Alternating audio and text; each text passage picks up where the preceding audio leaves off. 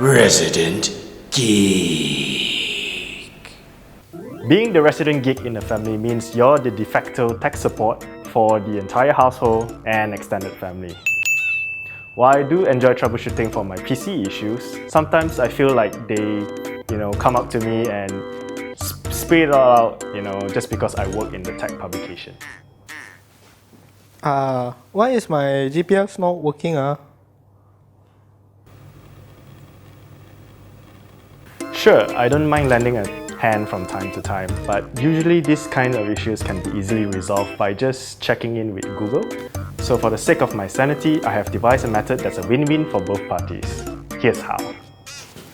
Hey Mike, is there a way I can automatically upload photos to my Dropbox?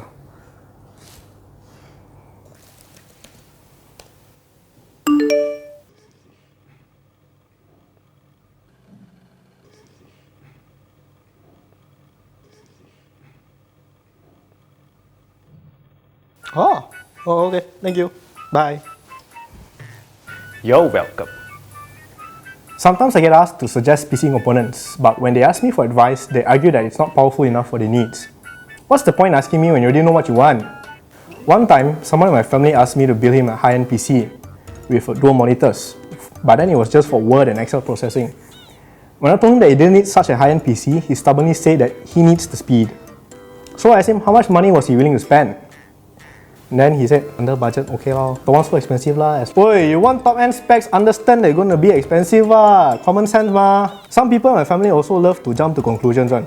There was this one time, he took a whole desktop PC from inside the house to outside the house. Then of course the Wi-Fi cannot reach there lah. Then he asked me to call Unify. So when I called Unify, the Unify said, internet all okay. Then only I checked, it's actually out of range.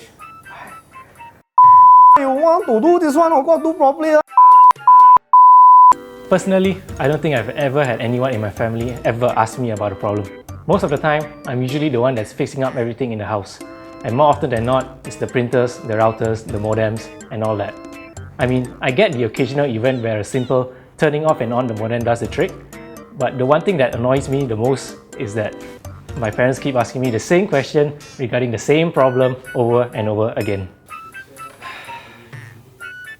How hard is it for you to understand that WhatsApp web can only work if there is an internet connection? Is that so hard to understand? I mean, it's okay. That aside, I'm pretty happy being the go-to person for both my friends and my family as well. For me, being tech-savvy is fine and all, but there are some drawbacks to it.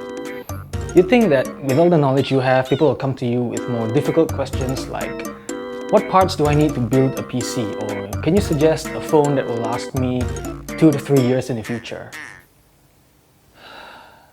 But no. Instead, I get asked a load of silly questions like, hey, what's the Wi-Fi password? Hey, can you help me download this video off YouTube? Why my Wi-Fi not working? Anything wrong? Why my phone not responding? Anything wrong? You changed the Wi-Fi setting? The worst part of it all?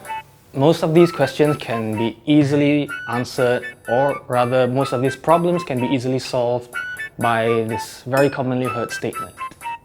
Have you tried turning it off and on again?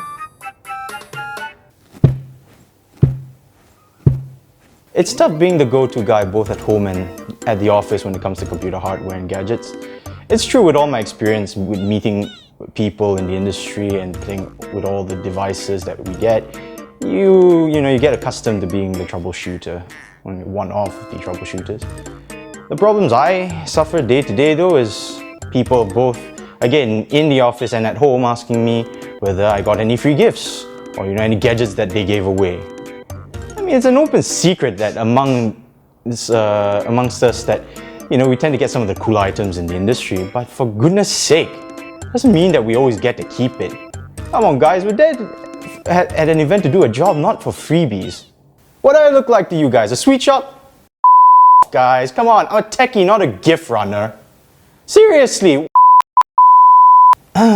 So yeah, I do admit there are some nice incentives working in the tech industry.